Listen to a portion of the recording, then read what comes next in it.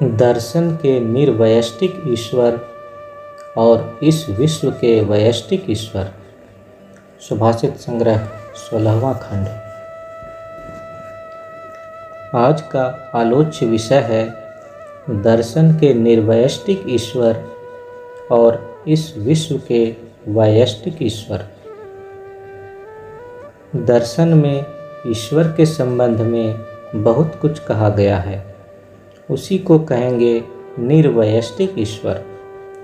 दर्शन में युक्ति के द्वारा प्रतिष्ठित किया जाता है कि परमात्मा में यह गुण है, परमात्मा में वह गुण है, वह गुणातीत हैं, गुण रहित हैं, और बहुत सी बातें कही जाती हैं जो पंडित लोग समझते हैं और उस पर विचार विमर्श करते हैं।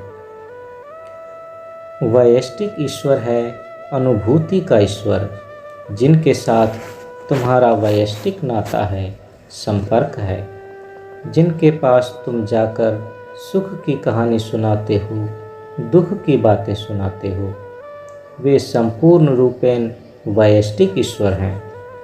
तुम वहाँ दर्शन नहीं जानते हो, पंडित नहीं हो। जैसे अपने माता पिता के साथ मनुष्य का संपर्क रहता है, वयष्टिक संपर्क, भाई बहन माता पिता का पारिवारिक संपर्क, सामाजिक संपर्क जानने के लिए तुम्हें दर्शन पढ़ने की जरूरत नहीं है। ठीक वैसे ही वयष्टिक ईश्वर को समझने के लिए दर्शन जानने की जरूरत नहीं है।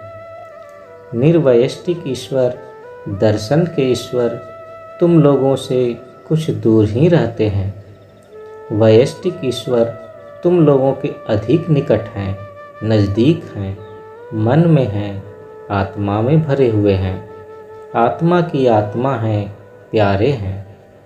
मैं यह नहीं कहूँगा कि दर्शन मत पढ़ो, दर्शन मत सीखो, अवश्य सीखोगे। ज्ञान भूमि में अनुपत्ति अभाव नहीं रहनी चाहिए। सीखो, समझो, मगर अपने व्यक्तिगत जीवन में उसकी कोई खास कीमत नहीं है। उससे अवश्य ही पांडित्य बढ़ता है। समाज में वैदुष्य के कारण, पांडित्य के कारण प्रशंसा भी होती है। लोग कहते हैं पंडित हैं, बहुत कुछ जानते हैं, बड़े तालीम याफ्ता हैं। सुनोगे, मन में खुशी भी होगी, मगर मन उससे बढ़ेगा नहीं। दर्शन के निर्वयष्टिक ईश्वर को तुम अनेकानेक दर्शनों का अध्ययन करके जान सकते हो कि निर्वयष्टिक ईश्वर किसे कहते हैं, किंतु इस व्यक्त विश्व ब्रह्मांड के वयष्टिक ईश्वर तुम्हारी निजी संपत्ति हैं, तुम्हारा उनसे व्यक्तिगत संबंध है। तुम उनसे व्यक्तिगत रूप में जुड़े हुए हो, इसलिए जहाँ तक भक्त का संबंध है उनके लिए वयष्टिक ईश्वर ही हैं, दर्शन के निर्वयष्टिक ईश्वर नहीं। किंतु जहाँ विद्वान व्यक्ति का संबंध है उनके लिए दर्शन के निर्वयष्टिक ईश्वर हैं। विद्वान व्यक्ति के लिए वयष्टिक ईश्वर से संबंध हो भी सकता है और नहीं भी हो सकता है। यह जो ईश्वर हैं उनके संबंध में दर्शन में कहा गया है ऐसी बहुत सी बातें। क्षरम प्रधानम अमृताक्षरम हरः क्षरात्मानं विशते देव एकः तस्याभिध्यानात् योजनात् तत्वभावात् भूयश्चान्ते विश्व माया निवृत्ति। यह जो विश्व है, यह जो व्यक्त जगत है, इसमें दो प्रकार की चीज़ें हैं। हम दो प्रकार की चीज़ों के संपर्क में आते हैं, एक है क्षर और दूसरी है अक्षर। क्षर माने विनाशशील, जिसे परिवर्तन के भीतर से जाना पड़ता है, और ये परिवर्तन होते होते मान लो एक विशेष बिंदु से चलना शुरू हो गया।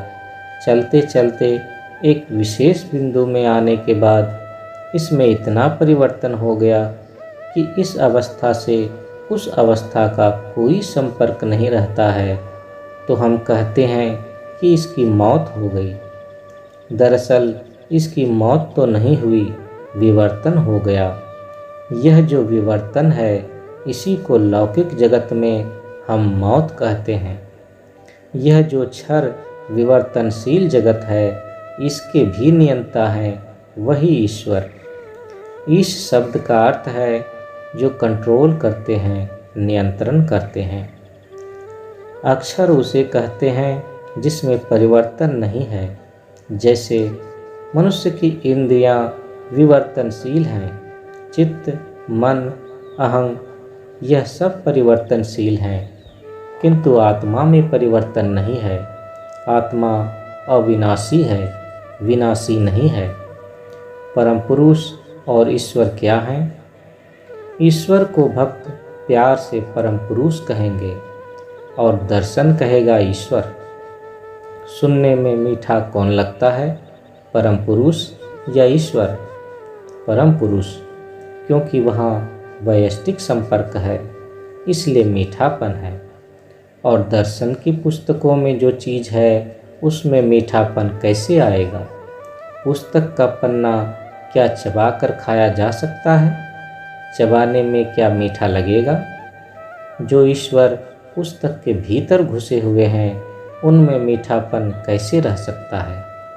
यह जो परिवर्तनशील नहीं है, वह है अक्षर अर्थात आत्मा, और शेष चीज़ें हैं परिवर्तनशील, विनाशशील।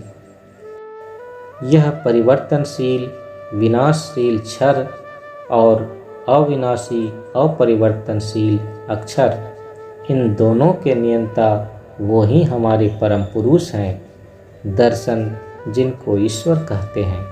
क्षरात्मानः ईशते देव एकः, एक ही परम तत्व है, परम पुरुष है। दार्शनिक भाषा में जिसे ईश्वर कहते हैं, दोनों के नियंता हैं।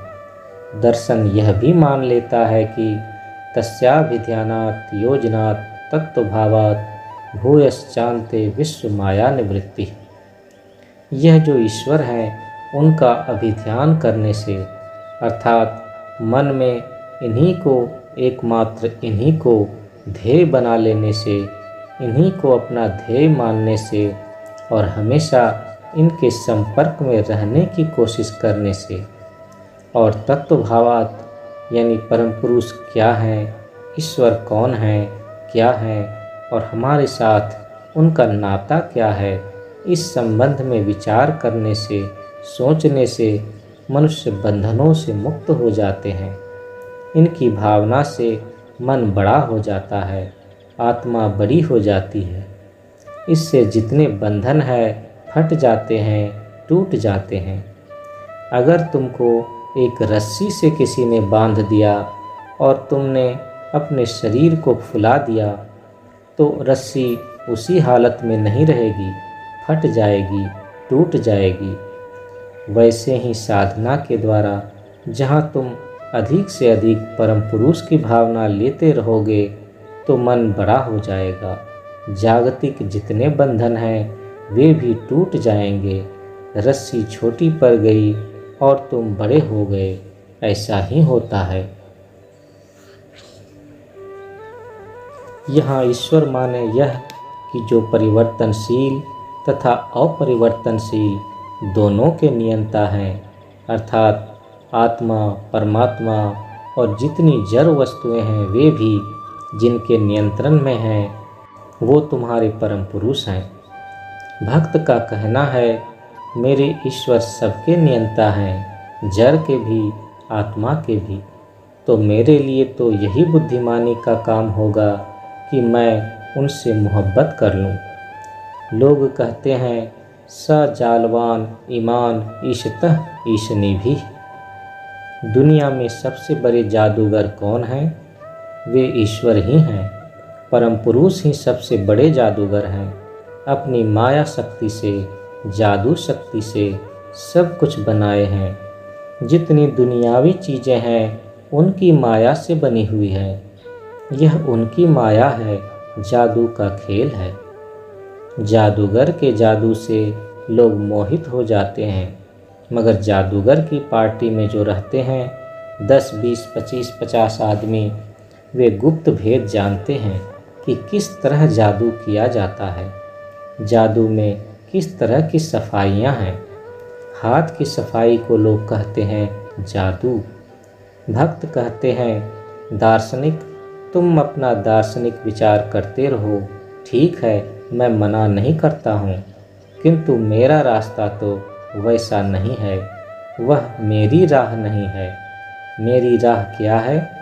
मैं किसी तरह से जादूगर की पार्टी में घुस जाऊं और जादूगर से मोहब्बत कर लूं, तो जादूगर की जादूगरी मुझ पर प्रयुक्त नहीं होगी।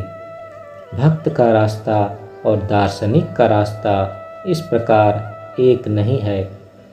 तो ईश्वर का एक अर्थ यह हुआ कि जो जड़ और चेतन, परिवर्तनशील और अपरिवर्तनशील सत्ताओं के नियंता हैं, अर्थात आत्मा हैं, वही है ईश्वर। और भी ईश्वर के संबंध में कहा जाता है, क्लेश कर्म विपाकाशये अपरामृष्ट पुरुष विशेषः ईश्वरः, अर्थात जिस पर क्लेश का बंधन नहीं है, कर्म का बंधन नहीं है, विपाक अर्थात प्रतिक्रिया का बंधन नहीं है और आशय का बंधन नहीं है, देश कालादिगत बंधन नहीं है, उनको ईश्वर कहते हैं। इसलिए दुनियावी किसी को ईश्वर कहना सही काम नहीं होगा। दिल्लीश्वरो वा जगदीश्वरो वा जैसी बात खुशामद में करना, अर्थात दिल्लीश्वर ही जगदीश्वर हैं, उचित नहीं है, क्योंकि दिल्लीश्वर भी दिल्ली का ईश्वर नहीं है। ईश्वर हमारे परम पुरुष ही हैं और कोई दूसरी सत्ता ईश्वर नहीं बन सकती। ईश्वर एक ही हैं। तो क्लेश कर्म विपाकाशये अपरामृष्ट पुरुष विशेषः ईश्वरः, परम पुरुष एक ही हैं। तुम लोग जानते हो कि परम पुरुष में एक ही कमजोरी है, उनमें दो त्रुटियां रह गई हैं। एक है, अगर वे चाहें भी तो दूसरों से घृणा नहीं कर सकते। वह अगर चाहें कि यह बड़ा दुष्ट आदमी है, इसे घृणा करूं, तो भी वह घृणा नहीं कर सकेंगे। घृणा करना उनके लिए नामुमकिन है। दूसरी त्रुटि है कि वह अगर चाहें भी तो और एक दूसरा परम पुरुष नहीं बना सकते। हमेशा के लिए वे एक ही रह जाते हैं। और कहा जाता है, सः ईश्वरः अनिर्वचनीयः परम प्रेम स्वरूपः। तुम व्याख्यान नहीं कर सकते हो कि हमारे परम पुरुष ऐसे हैं वैसे हैं। तुम ज़्यादा से ज़्यादा कह सकते हो कि हमारे परम पुरुष ऐसे हैं और इससे भी अधिक हैं। हमारे परम पुरुष में इतने गुण हैं और इससे भी अधिक गुण हैं। हमारे परम पुरुष इतनी भाषाओं से परिचित हैं और भी भाषाओं से परिचित हैं। हमारे परम पुरुष इस तरह से हंसते हैं और इससे अधिक तरह से भी हंस सकते हैं। और परम प्रेम स्वरूप कहा गया है कि वे चाहें भी तो घृणा नहीं कर सकते हैं।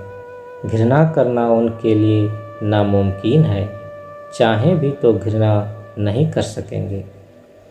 उनमें त्रुटि रह गई है, तो वे क्या कर सकते हैं? प्यार।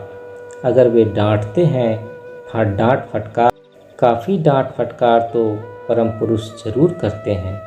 दुनिया भर के सभी लोग यह बात जानते हैं, सबों को यह बात मालूम है। पटना वालों को तो अवश्य ही मालूम है। तो डांट फटकार वे करते हैं, मगर उनकी यह जो डांट फटकार होती है, इसके पीछे कौन सी भावना छिपी हुई है? एक ही भावना, प्यार की भावना। प्यार करते हैं इसलिए डांट फटकार करते हैं।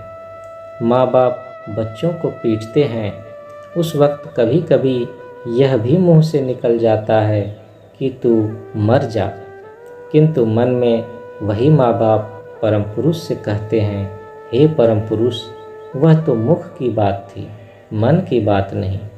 मुख की बात नहीं, मन की बात सुनो। जैसे कुछ नास्तिक इस तरह के होते हैं, बोलते हैं कि मैं परम पुरुष को नहीं मानता हूँ। ऐसा वे मित्र समाज में कहते हैं, पर एकांत में कहते हैं, हे परम पुरुष, मित्र समाज में अपनी इज्जत बचाने के लिए ऐसा कहना पड़ा। तुम क्षमा कर दो और मुझे आशा है कि तुम क्षमा करोगे, नहीं तो तुम्हारा दयालु नाम क्यों है? अगर तुम क्षमा नहीं कर सकते हो तो नाम बदल दो। तो वह परम प्रेम स्वरूप हैं, अर्थात प्यार से भरे हुए हैं। उनकी डांट फटकार, उनका शासन सब प्यार के लिए है। अगर प्यार नहीं होता तो कुछ कहते नहीं। कहते हैं कि वही माता पिता शुभाकांक्षी हैं जो शासन भी करते हैं, प्यार भी करते हैं। और जो केवल प्यार करते हैं वह भी दुश्मन, जो केवल शासन करते हैं वह भी दुश्मन। प्यारे वही हैं जो प्यार और शासन दोनों करते हैं और दोनों करने की हिम्मत रखते हैं। ठीक वैसे ही हमारे परम पुरुष हमें प्यार करते हैं, इसलिए डांट फटकार करते हैं। यही है हमारे ईश्वर।